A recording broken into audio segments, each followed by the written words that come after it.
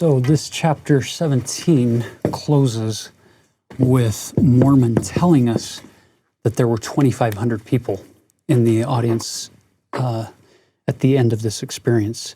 So that's everybody who was involved in 3 Nephi 11 plus any that they might have added through the sick and the afflicted and the children in chapter 17 who may or may not have been there originally. Point being, by the time we're finished here, 2,500 people have had one-on-one experience with Jesus. And by the way, their day isn't over yet. The day started here in the morning, and we're still not over. We've got one more chapter to go before day one is going to end. And he opens up chapter 18 by commanding that the disciples should bring some bread and wine unto him. Brothers and sisters, Jesus could have miraculously created and made for them bread and wine on that occasion, like he's going to do the next day. On day 2, he's going to provide bread and wine miraculously for them. So it's interesting when we try to pigeonhole Jesus or try to create a one-size-fits-all for how he always does things. It's pretty hard to do because sometimes if you look at his miracles in the New Testament, he uses a variety of ways to heal different people with different infirmities at different times and different needs. Same thing here with the sacrament. In chapter 18, he asks them to bring bread and wine. In the next chapter, he's going to provide it miraculously. Jesus does for us whatever is going to provide the greatest growth and development, period. That's what he always does. But it sometimes changes the practice, or it looks different on the outside. And we've got to be comfortable with that as members of the church when things change, either in our worship services or in the temple ordinances or in our missionary service or the way we are instructed to do certain things. It's okay.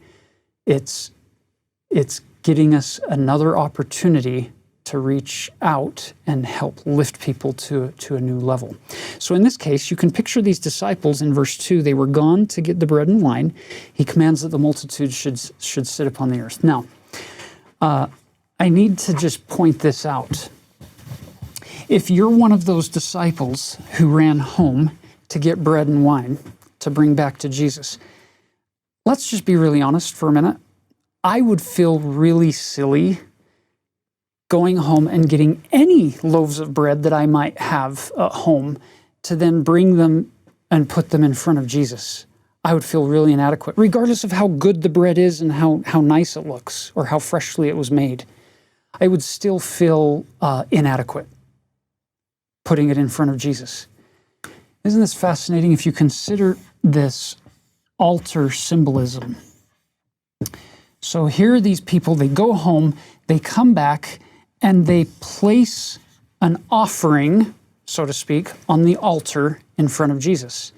In this case, let's focus first on the bread. So they put the bread there. Look, if you picture any loaf of bread and you put it in front of you on a table and just look at it for a minute, the reality is what you've placed there is extremely mortal. It's flawed. What do I mean by mortal and flawed? I mean that if you just leave it there for 6, 7, 8, 9 days, just give it time, and eventually what's going to happen? Sooner than later, that bread is going to start growing things and decaying and breaking down, and ultimately and eventually you leave it there long enough and it becomes unrecognizable. It returns to dust. Sounds an awful lot like everything else in mortality. It has a clock ticking.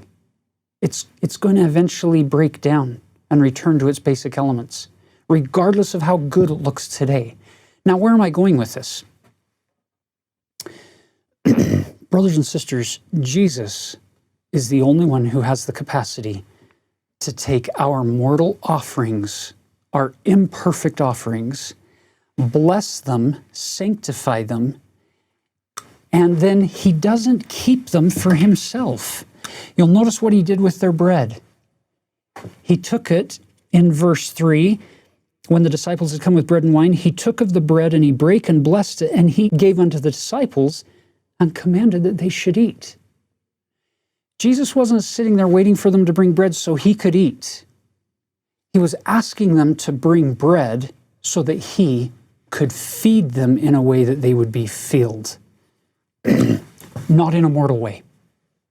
So Jesus takes their offering and he gives it back to them and commands that they give it to the multitude. But you'll notice the difference. He gives them the bread with eternal capacities attached to it. He gives them this sacramental bread, which when they internalize it, that need never turn to dust. That need never die or decay or go away. That can keep propelling them to higher and higher positions on the covenant path through the rest of their life. You and I, we do things for the Lord all the time.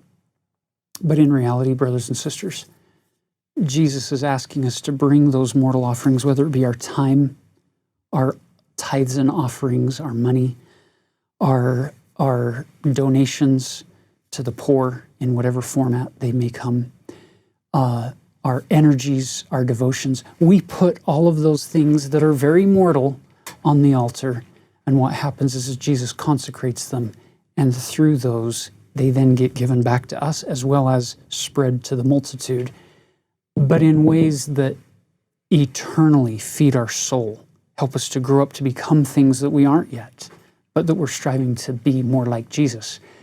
So I love the fact that here they're eating this bread. Verse 4, it says, when they had eaten and were filled, he commanded that they should give unto the multitude. So now they're giving it out to the multitude. Notice what he tells them about that bread eating experience, that sacramental experience. Look closely at verse 7. And this shall ye do in remembrance of my body, which I have shown unto you. I think what's happening here is Jesus is opening up our mind to multiple ways of looking at this bread, not just one. We're very, very comfortable with and accustomed to looking at the sacrament bread as a representation of Jesus' bruised, broken, and torn flesh through the infinite atonement, which is wonderful.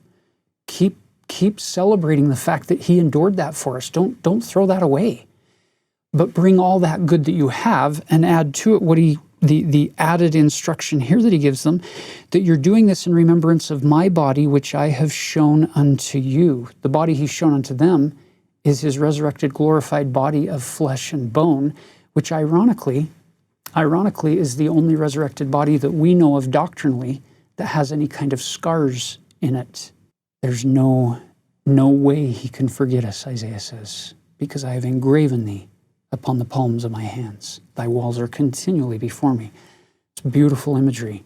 So Jesus is saying, eat that bread in remembrance of the body which you've seen before me, which was bruised and broken and torn as part of the atoning process. But now we also eat that bread in remembrance of this resurrection promise.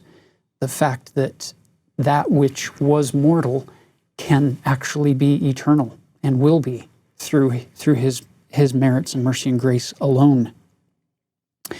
And notice the promise at the end of verse 7.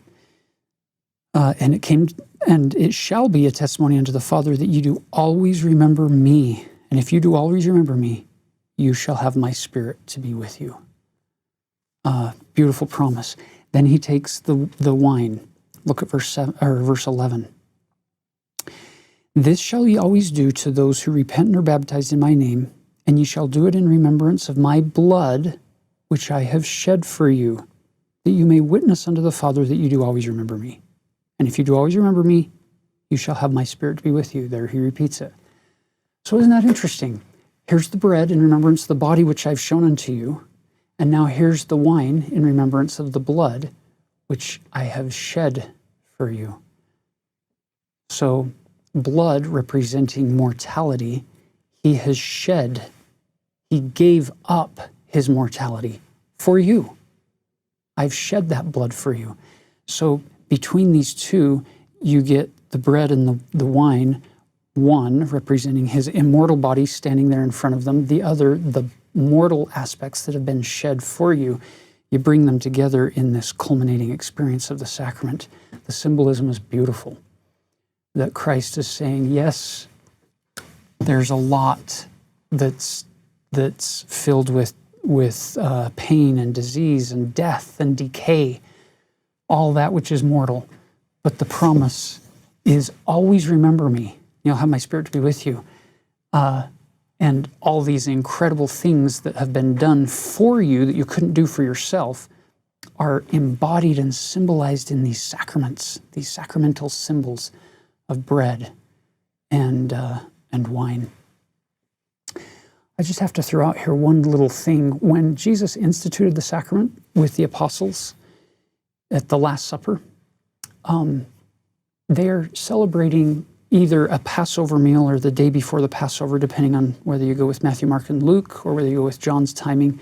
We're not going to get involved in that right now, in that part of the discussion. The reality is as part of that Passover meal, every year since Moses brought the children of Israel out of Egypt, they've been celebrating this Passover meal.